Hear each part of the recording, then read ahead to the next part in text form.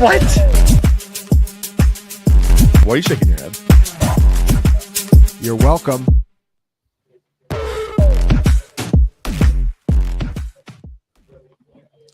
Hey guys, what is going on? It's week 14 cashing points. Graham Barfield is unfortunately sick, so I will be hosting. Ryan Heath is joining us yet again. And as always, we have the wonderful HiLow. Tons to get into this week, especially on the injury front.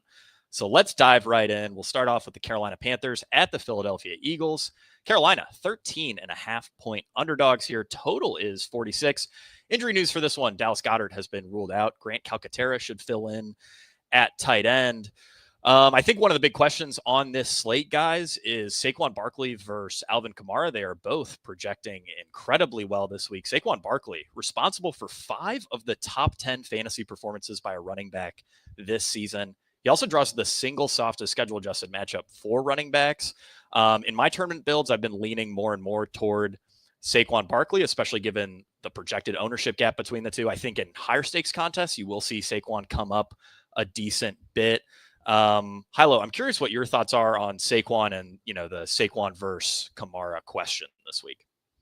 For me, it's Saquon unanimously in all contests. This guy is on pace to break Eric Dickerson's single season rushing record set back in 1984 of 2105 yards. He needs 607 yards over the last 5 games. And knowing who Nick Sirianni is, I think this is a perfect spot for him to say, yo, bro, go out and get your 200 and let's get this. So I don't know. It's really hard for me not to click Saquon. I know he's priced at 9K on DK, he's priced at 10K on FanDuel, but it doesn't matter to me. His range of outcomes is so much more distended to the right as an upside, compared to Alvin Kamara. We'll talk. I'll save it for when we talk about Alvin Kamara, but just purely speaking to Saquon, I'll find other ways to differentiate. Yeah, I think that's absolutely a fair take. Ryan, I know you're on the Saquon train as well this week, right? Yeah, I mean, the guy has scored 36 or more DraftKings points in 5 of his 12 games. It's just ridiculous. His fantasy points per snap is tripled when the Eagles are leading. They're 12.5-point favorites or whatever. Yeah, I'm with HiLow on this one. I'm just paying up to Saquon and building around him and figuring out what else I need to do from there. So yeah, it's pretty much that simple to me. All right. Glad to hear you guys are on the same page as me. I think if you're looking for a little bit of leverage off of Saquon, the pretty clear move there is Jalen Hurts. Top 5 on paper matchup. He's, scored 35.1 fantasy points on just 20 pass attempts in week 8. So we know he can get there on low volume. They're massively negatively correlated. I don't know if that's a route that I want to go a ton, but I do think it's certainly viable, especially if we see, in the content I've been listening to, it seems like most sharper players are on Saquon over Kamara in tournaments this week. So I wouldn't be surprised to see that Saquon ownership come up a bit. And like I said, especially in higher stakes, single entry, 3 max contests, I think you'll see Saquon be a bit more popular. So Hurts is sort of an interesting angle, and you really don't have to pair him with anybody given the pass volume concerns with Philadelphia. HiLow, anything to add on the Eagles before we breeze through the Panthers side of this game? No, not really. I want to keep clicking AJ Brown, but it becomes more and more difficult with the insanely low pass volume. So yeah, it's just I'll just play Saquon. Yeah, I think that's fair. Panther side, Ryan, is there anyone to be excited about on the Panthers? This is a brutal matchup pretty much across the board. Yeah, no one I would use the word excited for. I will say that if you're going the Hurts angle, especially the AJ Brown angle, which I also like a decent bit, if you want to include a bring back, I think it kind of has to be Adam Thielen. He had a big game last week. The Eagles are locked down pretty much everywhere aside from the slot. They're just the worst schedule adjusted matchup for the outside, about average for the slot. Yeah, Thielen is just who I would go to. I don't think anybody else is viable though. Yep, I think that is fair. We've covered just about everything here. Moving on to the Las Vegas Raiders at the Tampa Bay Buccaneers. Total here is 46.5. This is actually the second highest total, I believe, of the slate. Not many exciting game environments this week. Las Vegas, 6.5-point Underdogs, plenty of injuries to get to here. On the Las Vegas side, Zamir White is out. Alexander Madison is dealing with an ankle. He's questionable. Jacoby Myers popped up midweek with an ankle, but he did practice in full today, and he is good to go. Tampa Bay side, Bucky Irving and Trey Palmer are both questionable. Both players are dealing with hip injuries. Mike Evans is good to go, and he will not carry a designation after missing, I believe, both Thursday and Wednesday practices. There are a lot of interesting angles with this game. Aiden O'Connell, Jacoby Myers, Brock Bowers, all projecting very, very well. And then you have Baker Mayfield, who has been, pretty awesome for fantasy purposes. If you exclude rushing quarterbacks, the Konami code type guys, he's the most efficient quarterback on a per drop back basis. If you just look at his games with Mike Evans. Hilo, how do you want to play this Tampa Bay Las Vegas game? Because I do think there are a lot of interesting routes you could go. Yeah, there are. Starting on the Las Vegas side, this is still a Tampa Bay defense that is forcing the third highest opponent pass rate over expectation. And if you look at the Bucs, all but one of their last 9 games has gone over 43 points as game total wise. So this offense is still humming. They're still scoring points, and their defense has not really, even with Jamel Dean back, not really been able to slow many opposing teams down. So that's exactly like we've been harping about it all season. This is like they breed good game environments for fantasy production. So when we look at like who Aiden O'Connell is, who the Raiders are, so much of the pass volume flows through just 2 guys that like we have to have interest in those 2 guys. You can play Jacoby Myers alone. You can play Brock Bowers alone. You can play them together with or without Aiden O'Connell, effectively just saying like Aiden O'Connell, like passes for 250 yards and doesn't hit 3 touchdowns, or passes for under 300 yards with 2 touchdowns. Now he's probably not viable even at a price of only 4.8. If he does that though, still 70% of the pass volume is going to flow through those 2 guys. So there's really a lot of ways that you can play the Raiders. I'll pass it off to Ryan, and then we can talk about the other side.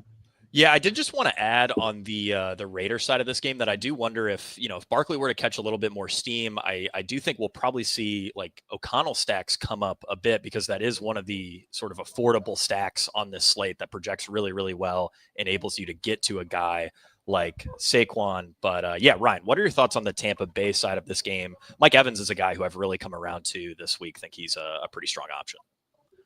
Yeah, first, I just wanted to add a little more fuel to the fire of the Vegas side, too. All of these guys, Aiden O'Connell, Jacoby Myers, Brock Bowers, have incredible splits against the blitz, which we know that the Buccaneers love to do. They blitz at the league's highest rate. So, yeah, just more reason to get excited about this game, about that side of it. As far as the Bucs, yeah, I am pretty excited to play Baker Mayfield and Mike Evans. The Raiders pass rush has the 3rd lowest pressure rate in the league this year. Evans is one of the most pressure sensitive wide receivers in the league over the past 2 years, almost triple the fantasy points per route run when Mayfield is kept clean. So I really like that kind of single stack Mayfield to Evans. You can bring it back with both Myers and Bowers. I think that's totally fine, and you're still getting access to a little bit more upside than you might with an Aiden O'Connell. I also think Cade Otton is viable. I have been one to kind of make fun of Cade Otton for not doing anything his entire career outside of when all of the other Buccaneers receivers were hurt. But he was back up to about a 20-ish% target share last week, even with Evans healthy. The Raiders are the nuts matchup for opposing tight ends, giving up a league high 27 fantasy points per game to opposing tight ends since week 8.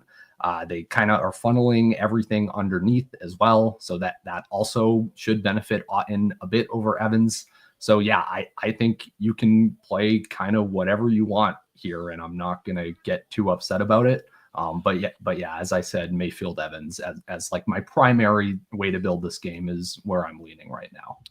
Yeah, I also wanted to give a quick shout to Sterling Shepard. Top 8 slot matchup, ranked 7th in targets per out run over his last 2 games. Hasn't really done anything with it, but the volume is certainly solid for the price. I also think you could just play the angle that Las Vegas totally flops, in which case Bucky Irving plus Buccaneers D feels pretty nice there. Hilo, anything to add on the Tampa Bay side? Yeah, the only thing I'll add is the coaching staff and Baker Mayfield are cognizant, and they told reporters this week that they're cognizant of the fact that Mike Evans needs to average about 96 yards per game over his last 5 to hit 1,000 yards for the 11th consecutive season. So I think there is some potential steam there. Whether or not they take it to like Tom Brady and Gronk levels, where he's just going to like, hey, get back out on the field, dude. You're going to get your bonus. I don't know if it goes that far, but like there is some merit to saying like, there's some players that are now playing for bonuses. They're playing for records. So there's a lot going on at the end of the season that I think adds just a little bit different of a dynamic. And Mike Evans is one of those guys this week. Yeah, I think that's a good call. And even if you don't buy that narrative at all, I mean, Evans is coming off his highest first read target share of the season, 44%. Really great number. He's locked into great volume with no Godwin. I think we did a great job on that game. Can move on to the New York Jets at the Miami Dolphins. Jets are 6-point underdogs here. Total is 45. A couple big injuries on the Jets side of this game. Breece Hall and Sauce Gardner, both listed as doubtful. We expect Braylon Allen to handle most of the work here in the Jets backfield. Hilo, I'll throw it out to you for Braylon Allen takes here. I think this is an interesting slate from a running back perspective, where obviously we have Kamara, we have Saquon. Those guys are projecting incredibly well. Then we also have a couple pretty solid values in Isaac Guerendo, who we'll talk about a bit later. And of course, Braylon Allen. Seems like the default build is going to be, one of the expensive guys, one of the cheap guys. What route do you want to take this?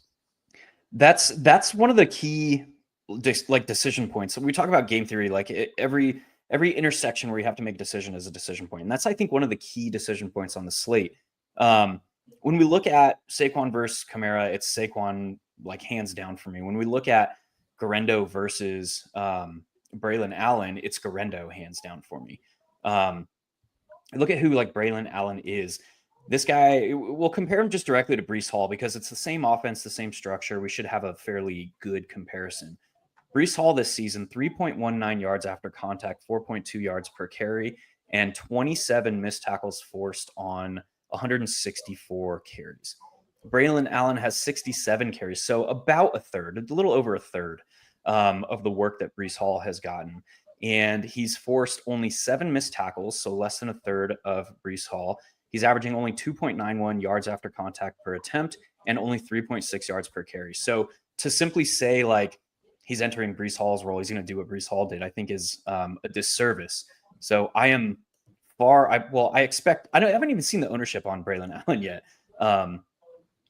Somebody pull that up. I might pull that up here in a minute. Yeah, I'll see if I can find something. But yeah, it's very clearly Guerendo over Allen and Saquon over Kamara for me, particularly in cash. And you can do some other things, but that's going to be like the default build is, like you said, is like picking and pairing between those 4 guys. So there are ways that we can get around it in tournaments. And I think this is a week where like, I'm just not going to fight it at running back. I'm just going to play the Saquon and Guerendo and figure out another way to differentiate. Yeah, I think that makes a lot of sense. We have Braylon Allen right around 15%. That's sort of a similar number that I'm seeing across the industry. Yeah, that that's makes probably sense like 10% too high, to be honest. Yeah, I think I'd probably peg optimal closer to like 8 to 10%, but I agree. Definitely over-owned. Overall, offensive environment for Guerendo is just better too. I mean, Jets have looked inept offensively at various points this season. So pretty massive offensive concerns for Braylon Allen as well. Ryan, I'll let you handle the Miami side of this game. I think there are a lot of interesting angles you can take this. Obviously, Jonnu Smith, smash play, he's projecting really, really well. You could also argue for guys like Tyreek Hill and Jalen Waddle with no Sauce Gardner out there. This should be a pretty solid matchup overall against a Jets secondary that, has struggled throughout the season and, should especially struggle with no Sauce. Devon Achane always has tournament winning upside. How are you viewing the Miami side of this game?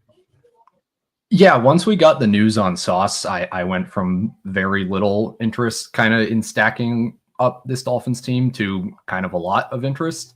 Look, the Jets have been funneling everything very deep. Sixth most receiving yards allowed on the deep ball, but the fewest within 10 yards of the line of scrimmage. You would think, okay, that should benefit Tyreek Hill, but what we've seen with basically every single team that has gone against the Dolphins is they've just loaded up a ton of too high looks.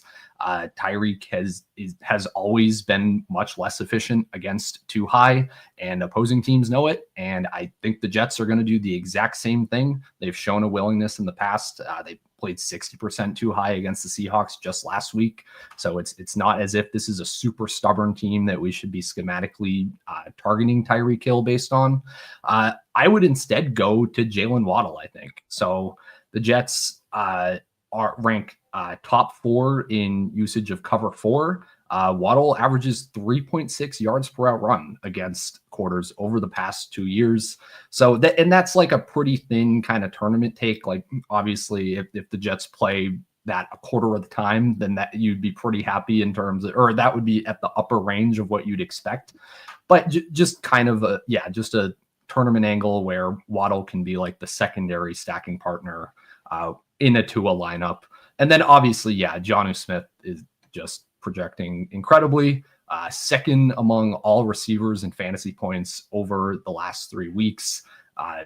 Leads the team in all receiving categories since Tua came back.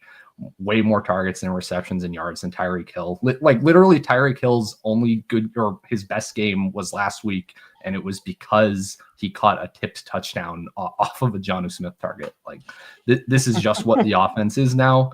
So my preferred way to play this is going to be Tua with Jonnu and either Achane or Waddle as the stacking partners. Yeah, I think that is also my preferred way to play this. I mean, you just really can't understate how awesome the Johnny Smith workload has been. Only the tight end 4 on this slate when he's putting up high-end wide receiver 1 numbers over the last 3 weeks. I forget if it was you or Scott who wrote the blurb in the Everything Report, Ryan. But, I mean, he's effectively late 2023 Evan Ingram or David Njoku, maybe even better. Really great spot for Jonnu, and he's not pulling a ton of ownership. He's a play that I really like this week. Hilo, anything to add on the Miami side before we move on? Yeah, I will add the seasonal average for too high from the Jets is about 43%. And they came out, like Ryan mentioned, and played 60% too high last week. And that was their first week out of the bye. We don't know if that was something schematic that they saw against the Seahawks, or we don't know if they went into their bye and coming out and they want to make sweeping adjustments. But what we do know is that Jonnu Smith leads the team in all meaningful metrics against too high this season as well. He's put up 0.62 fantasy points per route run against too high. You look at Jalen Waddle, who's typically this team's too high beater, 0.36. And I think a big part of the reason why is Tua Tagovailoa has the lowest deep throw rate against too high this season. So it's just a function of how this offense has been forced to operate. They're utilizing Jonnu as like an extension of the run. They're doing the same thing with Devon Achane. So this just screams like a Jonnu spot to me. If we think that the Jets are going to continue running that much too high, which again, I don't know. I would say that I think the absence of Sauce Gardner is probably leans more to them playing more too high than not. Yeah. So everything just kind of lines up for Jonnu here, and I think he's a smash play. Yep, love that.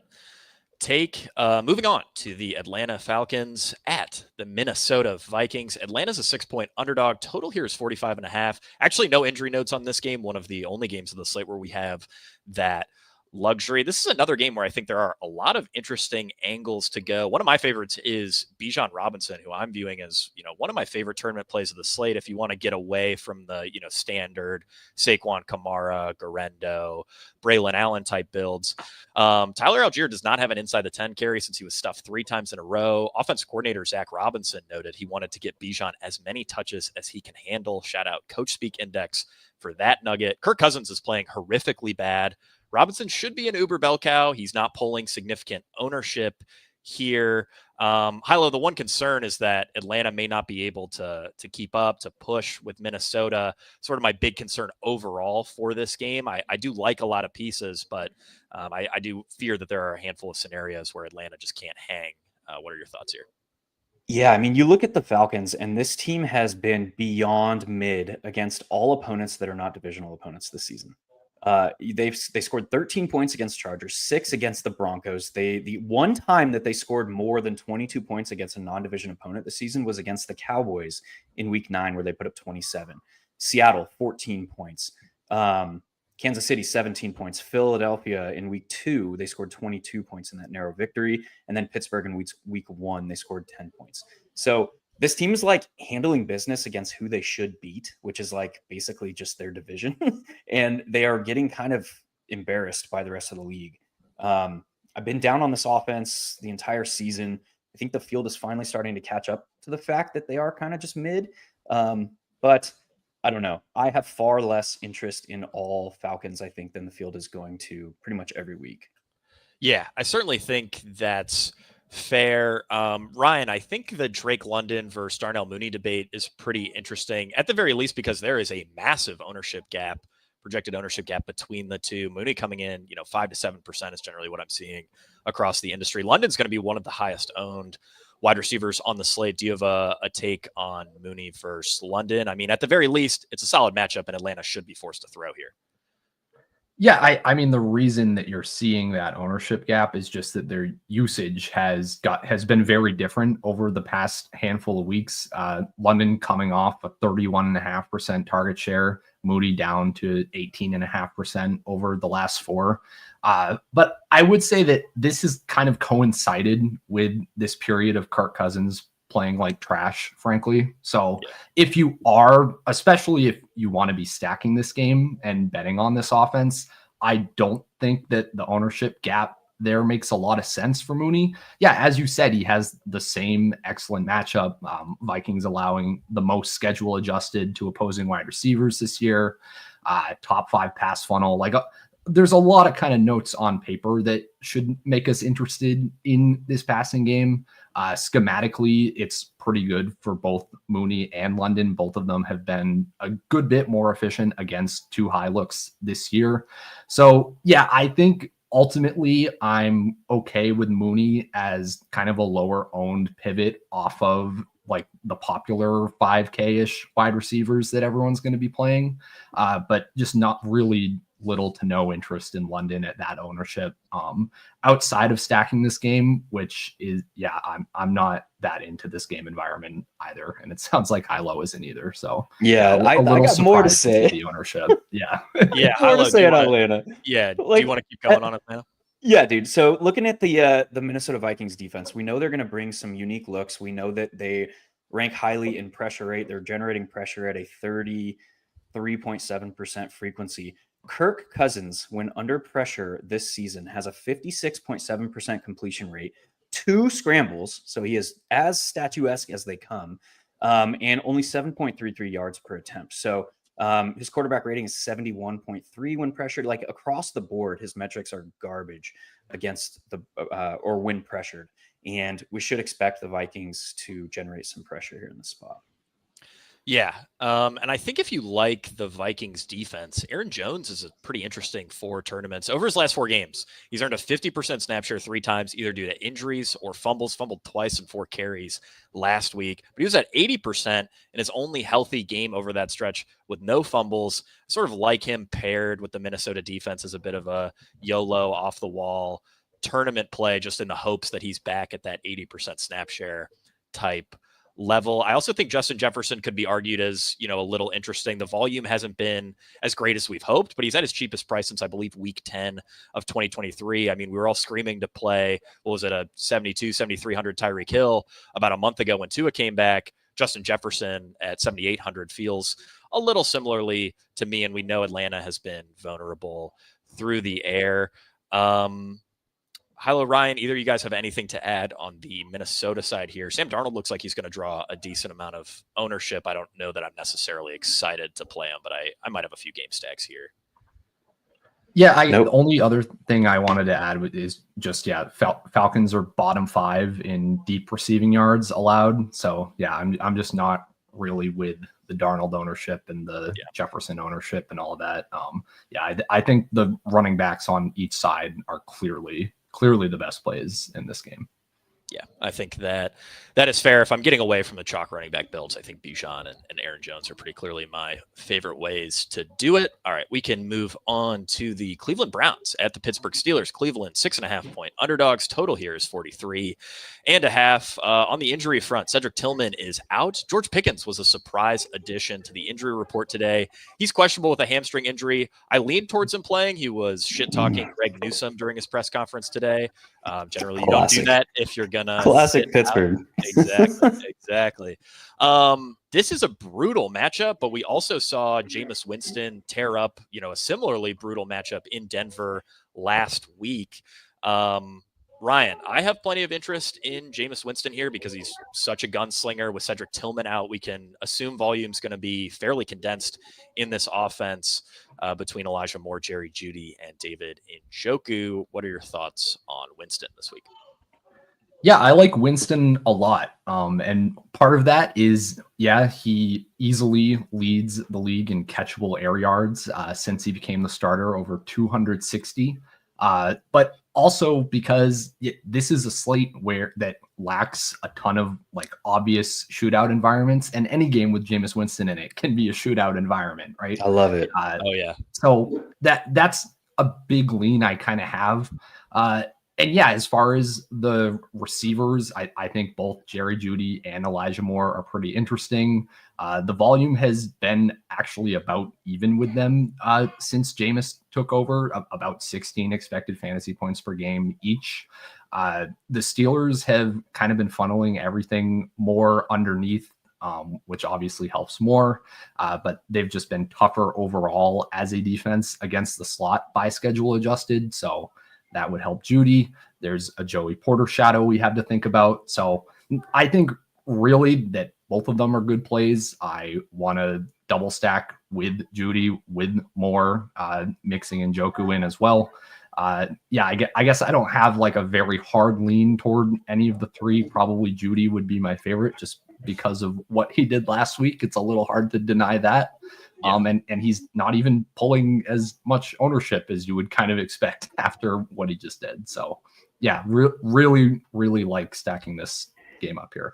Yeah, wouldn't be surprised to see Jeudy come up a bit in projected ownership. He feels, roughly on par with guys like Juwan Jennings, Jacoby Myers. So wouldn't be shocked to see him come up a bit. HiLow, what are your thoughts on the Browns this week? Yeah, so the way that the Browns offense, the pass offense has been structured with Jameis under center, it has been to feature Jeudy and Cedric Tillman. So without Cedric Tillman in the fold, it very clearly is Jeudy is the unquestioned alpha in this offense. And we saw that last week where they were kind of structuring their offense around where can we get Jeudy the ball in space. I don't know if you saw the clip of him and, who was his college roommate that was cornerback on the other side? I forget who it was. Yeah, I can't remember either. But they were basically talking. They met at midfield after the game, and they were talking. He's like, "Man, I was trying to cover you. They kept moving you away from me." It's that's what they're doing. That's what this offense is doing. Stefanski and Dorsey, these are good offensive minds, and they're moving Jeudy around enough to where we don't really have to worry about a shadow. I don't expect Joey Porter Jr. to shadow. That said, the other interesting aspect about this matchup is Alex Highsmith is going to be back. It looks like for the Steelers, and he's actually leading the team in pressure rate over TJ Watt. So that is interesting against a statuesque Jameis Winston who doesn't have really any mobility. What I think we should see the offense develop to combat that is a little bit more short to intermediate area, ball out quick stuff. So that does two things for me. I expect Jeudy to take on some of those routes as well. And I also think that practice squad player Michael Woods II, who was elevated last week with Tillman out. He played 77% of the offensive snaps, which was more than Elijah Moore. He caught 3 of 5 targets for 43 yards. If he pops into touchdown at bare minimum salary, because he's bare minimum salary on DK, he could open up some things for us to have some fun, particularly at running back. So he's a name that I've been kind of circling the drain with a little bit this week as a guy if Jameis throws 45 times, is it out of the realm of possibilities that he sees 6-7 targets? I don't know. Probably not. That's probably within his range of outcomes. And at bare minimum, you could do much, much worse. Yeah. And I really like that call, especially on a slate where there is just no sub 5K wide receiver value. You can get to a lot more unique builds playing a guy like Michael Woods. So that's certainly something I'd entertain within my Jameis Winston builds. I think that's an interesting way to play it. I would also say that, if we assume Cleveland's going to have a lot of underneath targets here, David Njoku only a 5.0 ADOT over the last 3 weeks. So he could definitely get funneled some extra volume as well.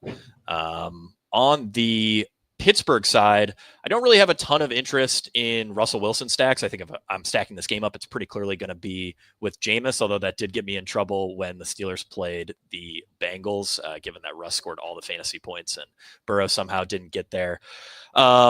Najee Harris and George Pickens seem to pretty clearly be the two best plays overall from the Pittsburgh side of this game. Pickens has a strong schematic matchup. He could see his upside unlocked if Winston can push here.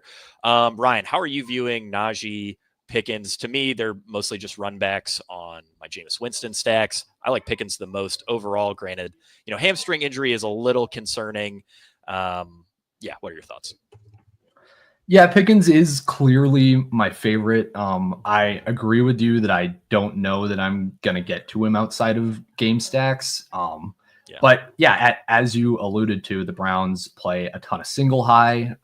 Pickens is averaging 3.4 yards per out run against those looks this year behind only Justin Jefferson and AJ Brown. That is like his thing. It's a smash matchup, smash spot. He didn't smash when these teams played 2 weeks ago. Only caught 4 of his 7 targets for 48 yards. But notably, that was pretty much the only game since Russell Wilson took over that the vast majority of Pickens' air yards were actually uncatchable. Ranked second among all wide receivers that week in total air yards with 142. But 99 of them were charted as uncatchable by FantasyPoints data. So Pickens is clearly my favorite way to play this. I do think you can go to Calvin Austin. The Browns have been pretty vulnerable against the slot over the past 5 weeks. Second most schedule adjusted. He's 3,300. He can also kind of get you to more unique and interesting builds to save you a bunch of salary if you're stacking up this game. So that's an angle I don't hate. I just always have trouble playing Najee. I think I'd rather play Najee with the Steelers defense and just hope that Jameis throws multiple pick sixes and Najee gets a few short fields and that's how he gets there. But I mean, on a slate with so many amazing running back plays, that is going to be pretty far down my priority list, I think. Yeah, I'm right there with you. I could see myself in an MME set getting to a little bit of Najee plus Steelers defense, but outside of that, I'm pretty pro these chalk running backs. I know we already talked about Bijan and Aaron Jones being guys with interesting angles. Just to put a bow on this, I think the fact that this game has Calvin Austin and Michael Woods does make it extra appealing from a stack perspective, because those are some relatively exciting ways to save salary, get a path to 6-7 targets for guys who are 3K, mid 3K, I think is pretty palatable on this slate. Moving on. Also, I will note real quick, 4 of the 5 Cleveland Browns games with Jameis Winston under center have gone to the over, and 5 of 6 Steelers games with Russell Wilson under center have gone to the over. So definitely some potential here. Yeah, that's a great note. I wrote it up in Slate Breakdown as in Jameis Winston's 5 starts, the games have averaged 51 total points, which is about 7.5 points higher than the current total. So definitely some juice in this game, potentially, if Jameis does Jameis things, which he almost always does. Moving on to the New Orleans Saints at the New York Giants. New Orleans favored by 5 points here. Total is 41. Injuries. Malik Neighbors popped up today with a hip flexor. He could miss. He's officially questionable. Alvin Kamara, we already talked about this a bit. We all like Saquon Barkley more, but we have to acknowledge that Kamara is still a very, very strong play. He already had the best workload of any running back in football. Now Taysom Hill's absence increases his target floor and his raw touchdown upside. You add in a top 4 schedule adjusted matchup as a 4.5 point favorite. and he's right there as sort of the best median running back play of the slate. From a ceiling perspective, I definitely think you can be pretty nitpicky with Kamara. Just really hasn't had the big games given his workload. Ryan, do you have anything to add on Kamara? In 150 sets, he's certainly not a guy I'm going to fade entirely, but I definitely want more Saquon.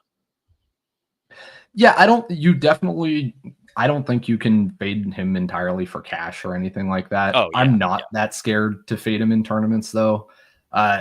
Over his 8 games, Taysom Hill was averaging just over 1 expected fantasy points per game on red zone rushing attempts. That was a lot less than I expected it was going to be when I went in and looked at that earlier this week. So I don't know how much Hill being out actually helps Kamara's touchdown ceiling. I definitely think it helps his target share, as you mentioned. But yeah, I just am having trouble envisioning like Kamara completely burying you here. And it's very easy for me to envision Saquon completely burying you if that's kind of the pivot point. And even like a Devon Achane, it's not hard to ever imagine Devon Achane putting the slate out of reach, and he's only a few hundred off of Kamara's price too. So yeah, if it's actually going to be like 35 to 40% ownership, I think there's a lot of ways you can really exploit the field here. Yeah, looking around the industry, I do think you'll see that sort of projected ownership and actual ownership for Kamara and Saquon condense a little bit, because it does seem like, as I mentioned earlier in the show, a lot of really sharp players are leaning towards Saquon for obvious reasons. Kamara's just always tricky, in these spots where he's favored, because his target share is so strong. I mean, I think we have him projected for a 21% target share. Does that really come into play against the New York Giants when they're heavy favorites? Giants offense could completely fall apart. Yeah, it's just tougher chalk to eat in tournaments for sure. In cash games, though, it's pretty hard to question a guy like Kamara. Hilo, anything to add on Kamara? Any interest in Juwan Johnson, who's projecting pretty well, season high 7 targets, season high 77% route share last week? Any other Saints you're interested in? Yeah, with Kamara, to tie the bow on that one, the Saints have averaged 26.75 points per game with Taysom on the field this year, and only 15.5 points per game with him off the field. So while it is natural to think like, oh, his red zone competition for carries is off the field, it's probably a wash when you think about the efficiency of the offense. This offense could struggle to move the football. Yes, even against like the New York Football Giants. So I can't do it, man. I can't play Kamara over Saquon. I think there's some interesting avenues to play them both together, because the field should not be doing that. But I can't click Kamara over Saquon. As far as the other Saints, it gets really difficult, man. It's kind of a smattering of mediocrity. But what I do expect is kind of the one name that you mentioned. I expect the team to run almost extreme rates of 12 personnel. So we should see Foster Moreau on the field with Juwan Johnson a lot. And because Juwan Johnson is not very good at blocking and doing the other tight end shit well, that should free him up to be in a route at a pretty heavy frequency. So he's fighting with competition, or he's like competing for targets with like Marquez Valdes-Scantling, downfield only guy, and some of these other like secondary practice squatty type, like Mason Tipton hasn't even been active. So it's been Kevin Austin Jr. that has been playing the most snaps behind MVS. So former Birmingham Stallion Kevin Austin Jr. Yes. But yes. So that's kind of the state of this team right now. So it makes sense that Juwan Johnson should have an opportunity to be in a route at a higher frequency and see a little bit higher target share here. Yeah, I think that is a great call. Definitely like me, a little bit of Juwan Johnson to save some salary. On the Giants side, feels like, really the only two guys we need to talk about. Obviously, if Malik Neighbors were to sit, Darius Slayton would pop as a very strong value. I would imagine he would probably end up as one of the higher owned wide receivers on the slate. He's only 4,300 this week. Assuming Neighbors plays, though, his usage and volume remains pretty insane. He's still averaging 8.5 catchable targets per game, even with Daniel Jones out of the lineup. Saints are giving up 22 DraftKings fantasy points per game to opposing wide receiver ones without Marshawn Lattimore on the field. Still, there are massive offensive concerns here, and similar concerns with a guy like Tyrone Tracy, whose workload should be strong. 75% snap share guy at sub 6K is always great. But offensive concerns are, kind of pulling me away from these guys. HiLow, how are you viewing the Giants studs here? Yeah, I think this game has the likeliest chance to play to just this maddening slugfest. So I really don't have a ton of interest in Neighbors and Tracy. I had some fleeting interest in Tracy at the beginning of the week, and then I kind of dug into the spot a little bit more. And yeah, it just like, while the matchup is pristine, like the Saints are dead last right now in they're dead last right now in yards allowed before contact per attempt. So the matchup is there, but it's just like, man, game environment could so easily just be working against all of these players, which is another knock on Kamara too, to be honest. I'm kind of with you there. Not really much here. Yeah, it makes a lot of sense. Ryan, anything to add on the Giants before we move on? The Giants have scored a passing touchdown in only one of their last 7 games. I just can't. That is insane. I can't get on to Neighbors. I can't get on to anybody else. Yeah. Well, that's quite the stat. Certainly helps me get a bit off of Neighbors. All right, moving on. Final game of the 1 p.m. slate here. Jacksonville Jaguars at the Tennessee Titans. Jags are 3-point underdogs. Total here is 40. Also one of the few blessed games with no major injury notes here. Will Levis is projecting as being fairly chalky, maybe one of the most popular quarterbacks on the slate. It's a great matchup. Obviously, I believe single softest schedule adjusted matchup against the Jaguars. So that's a positive note. The problem is he's been extremely erratic. I'd be hesitant to eat Jameis Winston chalk in a great spot. Will Levis is even more erratic than a guy like Jameis Winston. Ryan, what are your thoughts here? Because I do have some interest in Ridley. I think Ridley's a strong play. I think Pollard's a strong play. Levis, though, it's a tough pill to swallow if he's going to be, 12, 15% owned. Yeah, I think you put it well. Yeah, if he was going to be 5% owned, I would probably have some interest.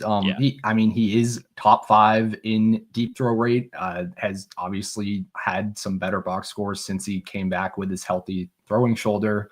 The Jaguars have allowed the most yards per game on the deep ball. But yeah, I think I would rather just play Ridley by himself.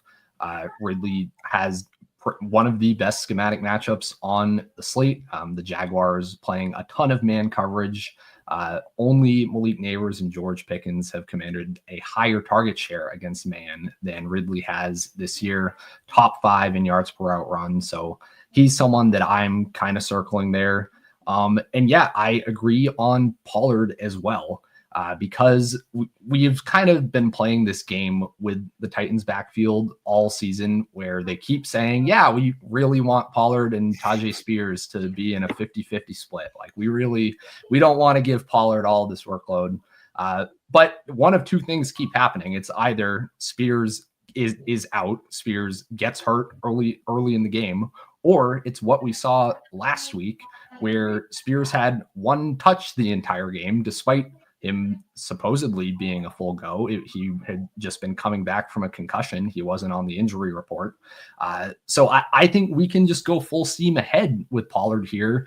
And that's awesome, because if we want to treat this as almost like a game without Spears, then he's been scoring basically comparable to Alvin Kamara in games without Spears and in games that the Titans are winning.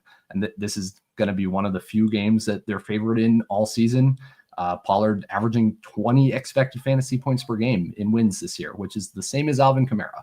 So yeah, I really like Pollard as a play here. He's kind of another guy I'm alluding to when I say there's so many good running back plays and running back angles here that it's hard for me to get to kind of the thinner ones like the Najee Harris ideas.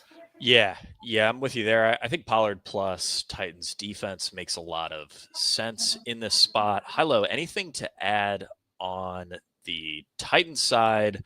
Nick Westbrook-Akina is pulling some ownership despite just 20 receptions all season. He's just scored on all of them, though. So that's ridiculous. Yeah. And then, on the Jaguar side, Evan Ingram, Brian Thomas Jr. are guys you could make arguments for. But, this Mac Jones offense has been rough. Yeah, and the Titans are allowing the second fewest pass yards per game. Yeah.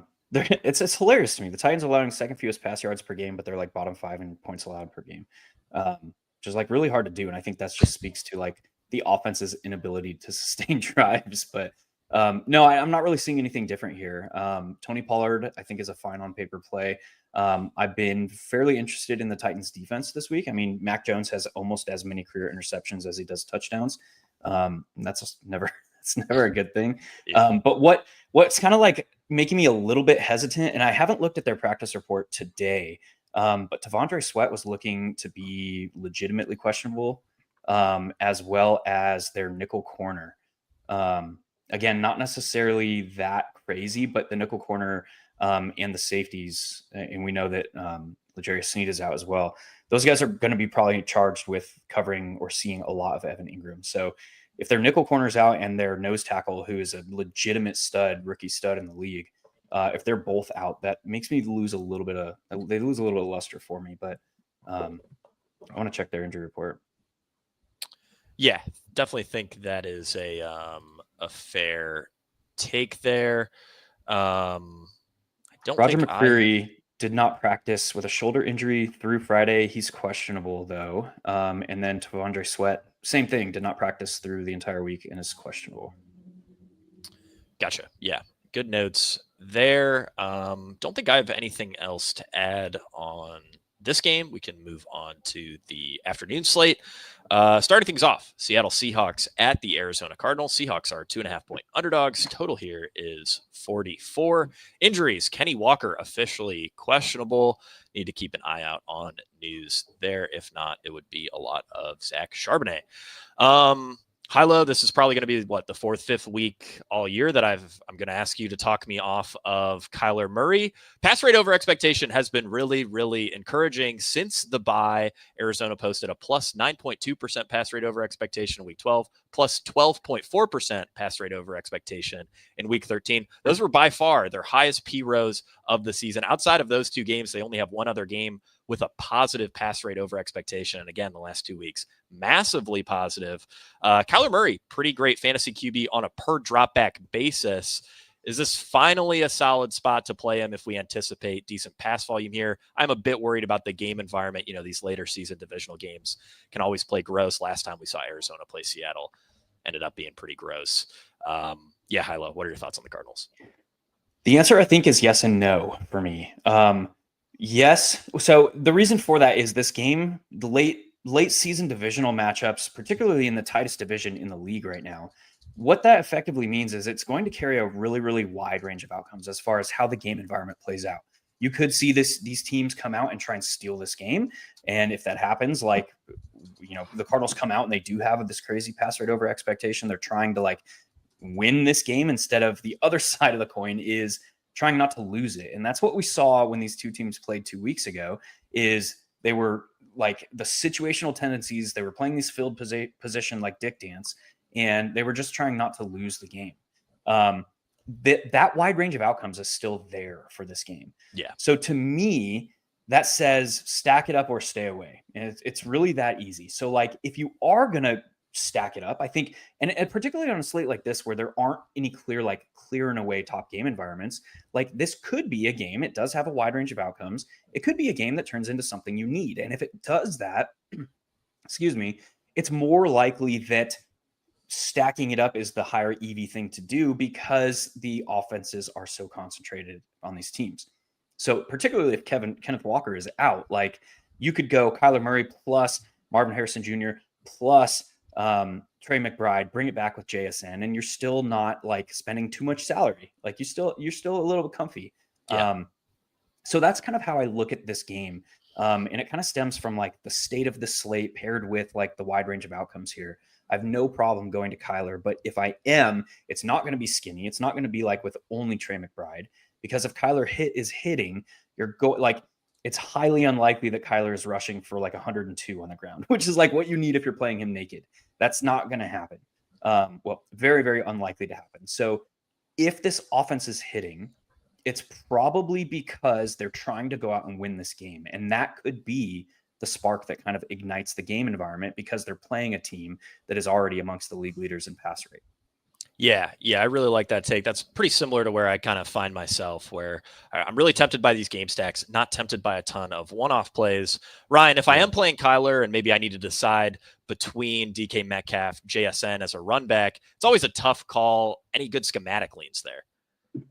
I think it's clearly JSN for me this week. And it's kind of what we saw 2 weeks ago when they played as well. But the Cardinals are a very big slot funnel, allowing the 6th fewest schedule adjusted to the outside, 2nd fewest over the past 5 weeks. They also kind of funnel everything underneath. They're 3rd fewest receiving yards per game allowed on the deep ball, top 12 within 10 yards. So all of that kind of favors JSN. We also saw the Cardinals go very too high heavy the last time these two teams played. And that's kind of the same thing where JSN has been benefited by too high over the course of his career. And DK Metcalf has been hurt by it. So I think it's clearly JSN for me in this spot if I'm choosing between bringbacks. And I guess the only other take I wanted to have on the Seahawks here is so this is a late game, so we may not know at 1 p.m. lock, but if we do get Zach Charbonnet as the bell cow here, I think he's a better play than Braylon Allen, just because we've seen Charbonnet in an 85% plus snap share role without Ken Walker this season. We know that that's what they're going to do. The Seahawks are implied 1.5 more points than the Jets are. This could be a very good late swap angle if we don't find out until later, or it could just be I'm playing Charbonnet instead of Braylon Allen in my lineup straight up. Yeah. I think the late swap angle there, and HiLo, you can correct me if you think I'm wrong, but probably just load up on Garendo, right? And then if you find yourself chasing a bit, it's a pretty easy pivot to Charbonnet at notably lower ownership, assuming we don't get any news on Kenny Walker. I can't really think. I mean, I guess in the flex, you could probably do it a bit more creatively with some wide receiver plays. What are your thoughts on the late swap angle with Charbonnet? Because he would project incredibly well if we assume Walker is out. Yeah, the other player I think we need to consider also in this late swap ability metric is George Kittle, because you could go from a late something tight end plus Isaac Garendo to George Kittle and Zach Charbonnet, which would be probably a pretty decent leverage opportunity there. Yeah, I really like this call. With so much injury news, late swap is going to be pretty massive on the slate, even with only 3 games in the afternoon slate. Before we move on to the next game, someone in the chat asked about when the Battle Royale projections are coming out. Well, me and Ryan are doing a show at 8:30. We'll be talking about everything Underdog Battle Royale here shortly, right after Cashing Points wraps up, right around 8:30. And then I will drop free rankings in the Fantasy Points Discord, the Underdog Battle Royale channel, right around noon on Saturday. You can upload those straight into Underdog. Always super helpful to spot easy values, but needed to get that plug out of the way. Let's move on to the Buffalo Bills at the Los Angeles Rams here. Bills are 3.5 point favorites. Total is 49.5, which is significantly higher than every other game on this slate. Big injury news for this one. Keon Coleman and Dalton Kincaid are both questionable. Ryan, I'll start out with you. Any love for Josh Allen here? I don't know if I'm going to find myself getting there. He's just such a hard guy to stack. I suppose you can play him naked. It's a tough one for me. What do you think? I don't know if I'm going to get there. I definitely prefer Jalen Hurts if I'm paying up at the quarterback position.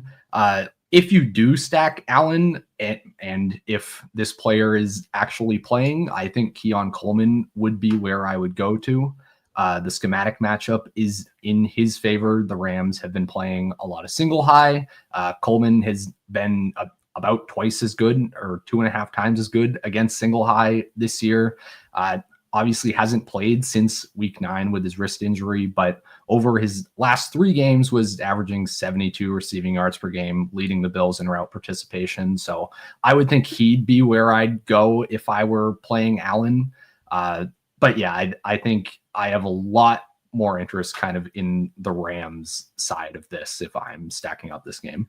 Yeah, I think the Rams side of this game is very interesting. It's also interesting just in general to see a game that has, notably higher total than everywhere else on the slate, and it's not drawing a ton of interest by the field. I really like the idea of Matthew Stafford double stacks here. To me, Matthew Stafford just profiles as Joe Burrow light, where you kind of always want a little bit of exposure because we know him and, the pair of stud receivers who absorb 60-70% of those targets could absolutely go off. Ryan, do you want to elaborate more on why you like Stafford, and is there any difference to you between Nacua and Kupp? When I was looking into that spot, they were pretty close to the same play. For me, I think the schematic matchup favors Kupp a bit more. Volume's been a bit better for Nacua overall. Yeah, so the Bills have had a lot of trouble getting pressure over the past several weeks. They're 7th worst in pressure rate over expectations since week 8. And I feel like I say this kind of every week, but Stafford is one of the most pressure sensitive quarterbacks in the league. Fantasy points per drop back goes from 0.2 to 0.5 when he's not pressured. So that's really good. Obviously, the on paper matchup is not great, but yeah, as you said, in really the only high total game on this slate, I think you have to be at least a little bit interested. I would just double him and kind of avoid the decision point between Nacua and Cooper Kupp as much as I possibly can. Just raw volume wise, Nacua has had kind of the edge. But I mean, there are a few matchup related reasons to possibly lean Kupp. The Bills have been funneling things a little bit more to the slot. 11th most schedule adjusted to the slot, 5th fewest to the outside. They also lean a decent bit to playing more zone coverage, which has helped Kupp this year, especially. That's a pretty small boost. Like I would just be going with play both of them, honestly. Yeah, I certainly think that is fair. I know someone in the chat asked about Kyren. Kyren's just a tough click. I mean, he's going to get about 80% of the backfield work. The problem is, Bills funnel a lot of stuff underneath. That generally means a lot more targets for running backs. Matthew Stafford, though, I mean, I've been writing about quarterback positional target tendencies for the last handful of years. Matthew Stafford doesn't throw to running backs. He'd rather do just about anything else than throw to a running back. HiLo, what are your thoughts on Stafford doubles and just this game in general? I really don't have too much to add. I don't know if I'll be getting to doubles from either side or game environment bets here. This game could be the highest scoring game of the week and not return any fantasy viable, GPP viable players, which I think is an out that not many people are considering as well. So I don't find myself gravitating here. I won't argue against it, though, at the same time. Yep, certainly think that is fair. I don't think I have anything else to add here. All right, we can move on to the last game of the slate. Chicago Bears at the San Francisco 49ers. Bears are 4-point underdogs. Total here is 44 points. A ton of injury news for this one. On the Chicago side, DJ Moore is listed as questionable, but he said he expects to play. Roschon Johnson is out with a concussion, I believe his 3rd consecutive miss due to the concussion. DeAndre Swift is questionable with a quad injury. I believe there was some favorable coach speak on Swift, but definitely keep an eye out on the news there. If Swift can't go, Darrington Evans would get called up off the practice squad. Him and Travis Homer likely split backfield work in sort of a gross committee. There were some favorable coach speak comments by interim head coach Thomas Brown on Homer, suggesting he might be able to earn goal line work. On a slate with a lot of strong running back plays, I just don't really think that's an angle I want to go down. San Francisco side, Trent Williams is out. Nick Bosa is doubtful. Obviously, no Jordan Mason, no Christian McCaffrey, so expect Isaac Guerrero to handle a good chunk of backfield work here. Ryan, Caleb Williams, 4th most fantasy points of any quarterback over the last 3 weeks. Chicago's really upped their pass rate over expectation. Normally, we'd consider San Francisco a tough matchup, but this defense is very beat up right now. Do you have any interest in Caleb Williams this week? Because he's pretty interesting to me. I have a little bit. Yeah. I mean, as you said, they've just been letting him drop back and sling the ball a lot more ever since the coordinator change. So that is certainly encouraging. 11% pass rate over expectation since then would lead all teams. So I think you have to at least consider it. In terms of who to stack him with, it's a little bit tricky. DJ Moore has not practiced most of the week, but it sounds like he's going to play. Yeah. He got pretty much the ideal usage that we want on Thanksgiving. He'd been seeing almost exclusively like these underneath design targets. And then he finally was getting targeted downfield this past week. So if he plays, I think he's going to clearly be the best stacking partner. Also worth considering is that the 49ers are this very big reverse slot funnel, the fewest schedule adjusted fantasy points per game allowed to the slot over the past 5 weeks by far. So as a secondary stacking partner, I would probably lean to Odunze over a Keenan Allen. But yeah, in terms of like where the Bears rank for me, I think I'd rather be on Stafford doubles this week than on Caleb Williams doubles. Yeah, I think I like Caleb a bit more than you do, but certainly appreciate the analysis there. I think that's absolutely fair. HiLo, this is a game that I've thought about a lot, obviously with Garendo pulling a lot of ownership. Juwan Jennings is projecting to pull a pretty good amount of ownership. It's understandable why those guys are seeing, Garendo's projected to see a great workload relative to his price. Juwan Jennings, we've already seen him earn a great workload relative to his $5,200 price. That makes me a bit interested in guys like Deebo Samuel, George Kittle as potential leverage. Kittle, especially given that he's only coming in around 3-4% ownership. Obviously, if you're paying up at tight end, you're much more likely to end up on a guy like Bowers, even Johnny Smith, than you are George Kittle. What are your thoughts on this game, specifically the 49ers side? George Kittle is super interesting to me. We hashed this out. I hashed this out earlier today on Searching for Ceiling with Rich Rebar. And he pulled up his route participation rate with Trent Williams on and off the field. And it's like 96% with him off the field. So like, it doesn't matter. Because he has this stigma that like, oh, Trent, their top tackle is out. He's going to be kept in to block. It's like, well, if they're passing, he's going to be in a route. Yeah, and I just to cut you off for a second, I thought he'd be chipping more. His ADOT's basically unchanged. So he's still getting like, decently downfield routes instead of, just chip run into the flat every time. But continue. I think it's really a really interesting angle. Yeah, and when you talk about like why we're playing George Kittle, we're not ever expecting like immense volume. So we're playing him for like the yak ability, the per target upside, and the touchdowns. That last bit is the most interesting for me because if he's scoring multiple touchdowns, he's directly taking those away from Isaac Garendo. So not only are you getting, it's like a 3-pronged leverage with George Kittle. And this is like peak game theory, but like you're getting leverage off of the other high-priced tight ends who are all going to garner ownership in Jonnu Smith, in Trey McBride, in Brock Bowers. You're getting leverage off one of the chalkiest running backs on the slate in Isaac Garendo. And you're also getting leverage off of his wide receiver teammate, who's going to be around 15 to 20% owned in Juwan Jennings. So like he is the epitome of like just a theoretical play. Matchup be damned, like state of the team be damned. You just like, you see these things lining up and it's like, okay, well, I can lap 80, 90% of the field by playing one guy. Okay, that I should have interest in that. So he's definitely interesting to me this week. It feels really gross and it's really hard because Isaac Garendo is going to project so well. So it's really hard to click, like build a lineup and then like take out Garendo and put in Kittle and see how it feels. It doesn't feel great. But the leverage is really, really good here. Yeah. And I know we've kind of already talked about this a bit, but I think, one of my favorite ways to play Kittle might be just to keep him in the flex. And then if you find yourself, in a really good spot after the 1 p.m. games, pretty easy to shift to Garendo, right? Yeah, because he is cheaper than Kittle. You could also get off to a guy like Charbonnet if you needed to.